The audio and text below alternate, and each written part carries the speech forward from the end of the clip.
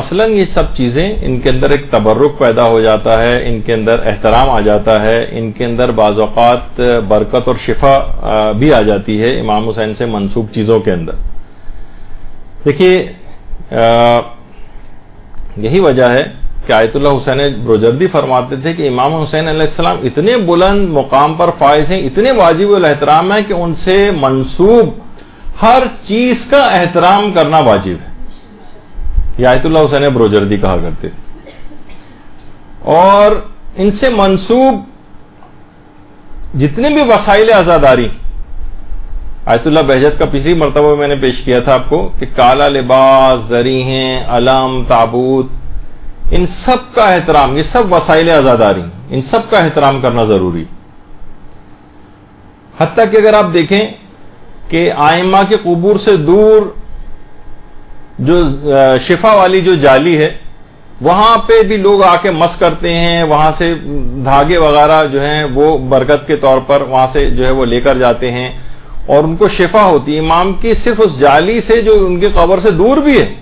تب بھی اس کے اندر شفا کی ایک صلاحیت پیدا ہو گئی، براہ راست قبر بھی نہیں. تو اس طرح سے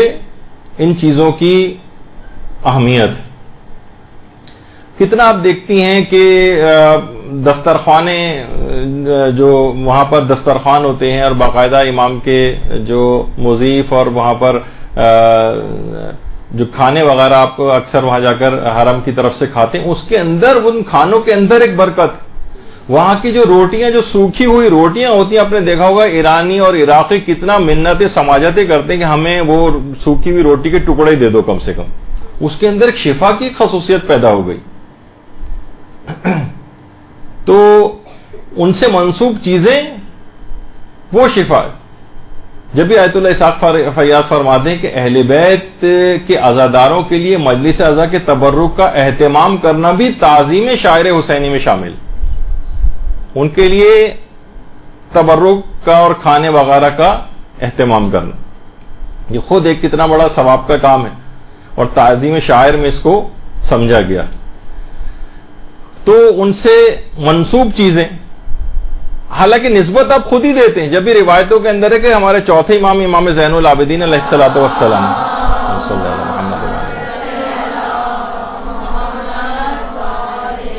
آپ فقیر کو صدقہ دینے کے بعد امام اپنے دانے ہاتھ کو چومتے تھے اور کہتے تھے یہ ہاتھ جو فقیر کا ہے یہ نائب دست خدا ہے، گویا اللہ کے ہاتھ میں گیا ہے. اس کے ہاتھ سے جو میرا ہاتھ ٹچ ہوا ہے گویا اللہ کا ہاتھ ٹچ ہوا ہے اور میں اپنے ہاتھ کو بوسہ لے رہا ہوں تبرک کے طور پر. تو یہ سب چیزیں امام کی اس کے اندر موجود ہیں، ان کی سیرت کے اندر بھی اس طرح سے ملتی. یا وہ ایک بہت دفعہ پہلے ہم نے اس کی پوسٹ بھی بنائی تھی اور باقاعدہ علماء نے اس کو لکھا ہے کہ مدرسۃ الواعظین لکھنؤ کے جو پرنسپل تھے مولانا عدیل الاختر صاحب، انہوں نے کہا کہ زمانے طالب علم میں تبرکات کے اوپر بات نکلی تو شمس العلماء سید سبط حسن انہوں نے فرمایا کہ جو شخص کسی مریض کی صحت یابی کے لیے روزہ رکھے اور افطار کے بعد دعا کر کے بستر پر آئے اور کہے کہ اے زہیر ابن قین طبیب لشکر حسینی میرے مرض کے لیے دوا تجویز کر دیجئے، خواب میں ایک بزرگ اس بیماری کا نسخہ اس کو لکھوا دیں گے. یہ انہوں نے بات بتائی. بلکہ انہوں نے اس سے پہلے ایک جملہ کہا تھا جس میں ہم نے نہیں لکھا کہ اگر تم مجھ سے اس بات کا حوالہ نہ پوچھو تو میں تم کو ایک حقیقت بتا سکتا ہوں. بہت سی چیزیں دیکھیے ان کے اس لحاظ سے روایتوں کے حوالے نہیں ہوتے لیکن سینہ بہ سینہ علماء سے چلتی. اچھا، ایک مریض جو طالب علم تھا، یہ طالب علم نے جا کر اپنے گھر میں واقعہ سنایا. اس مریض طالب علم کی بہن نے اپنے بھائی کی صحتیابی کے لیے روزہ رکھ کر حسب ہدایت دعا کی تو خواب میں دیکھا کہ ایک شخص ہے جسے لوگ گھیرے ہوئے ہیں اور وہ مریضوں کو نسخے لکھوا رہے. بہن نے بھائی کے مرض کی دوا چاہی تو اس شخصیت نے کہا کہ وہ خود ہی دوا نہیں کرتا.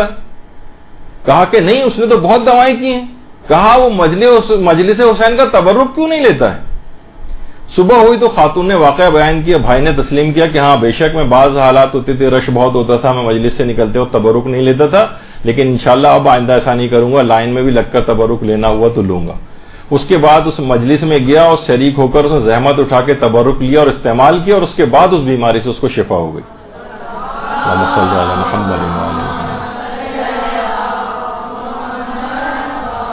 اچھا، اسی زمانے میں واقعہ مشہور ہوا تھا اور اس کے بعد انڈیا کے اخبارات وغیرہ اور رسالوں کے اندر بھی یہ چھپا، اور اس کے بعد جن جن مومنین شیعہ ڈاکٹروں اور حکیموں نے اپنے اپنے مریضوں، جو بہت سے ایسے مریض تھے جو کہ لا علاج ہو رہے تھے، ان کے لیے اس طرح سے روزہ رکھ کے اسی طرح سے اس میں عمل کیا انہوں نے،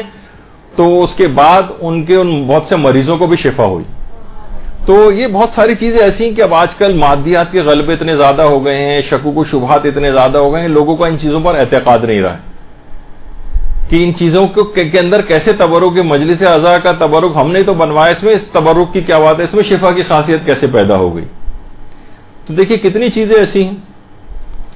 آیت اللہ محمد حسین طباطبائی کے متعلق ملتا ہے کہ ایک بار محلہ گزر خان قوم میں ایک سید کی مجلس اعضاء میں گئے، ابھی گھر ان کا بن رہا تھا،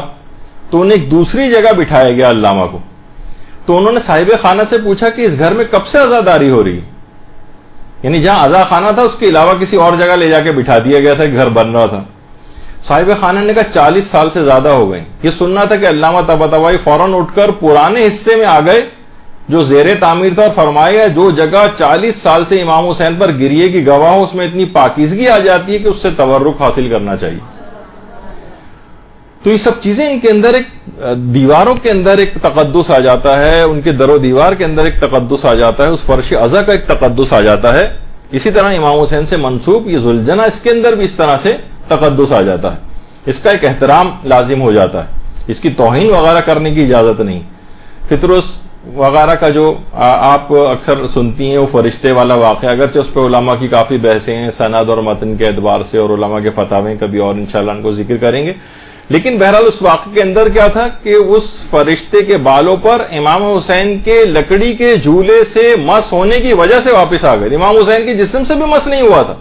صرف ان کے جسم سے متصل جو لکڑی کا جھولا تھا اس کے مس ہونے سے اس کے بالوں پر آ گئے تھے۔ اس کو کہتے ہیں تبرک۔ تو اور یہی وجہ ہے کہ یہ سب چیزیں اب یہ فطرس جو ہے باقاعدہ ایران نے اس کے نام پر ایک ڈرون بھی بنایا ہے، اس کا نام فطرس رکھا ہے۔ تو ان چیزوں کی یادگاریں اس طرح سے ہوتی ہیں، ان چیزوں کی اہمیت ہوتی ہے۔ بہرحال تو چیزوں سے تبرک، جب یہ علم سے لوگ علم کو کیوں چومتے، وجہ ہوتی ہے نا، علم کو کیوں چومتے اور پرچم کو کیوں چومتے ہیں؟ بلکہ آپ خود دیکھیں ہمارے مراجع آج کل اس پہ بھی اعتراض ہوتا ہے کہ بھئی اس کو چومنا، ان چیزوں کو تقدس دینا، ایک کپڑا ہی تو ہے، ایک فلاں ہی چیز تو ہے، خود تو آپ نے بنایا، اسی خود بنایا اور خود ہی اس کو جو ہے اس کو مقدس قرار دے کے اس کا بوسہ لے رہے ہیں، اس کی کوئی تک سمجھ میں نہیں آتی لوگوں کو۔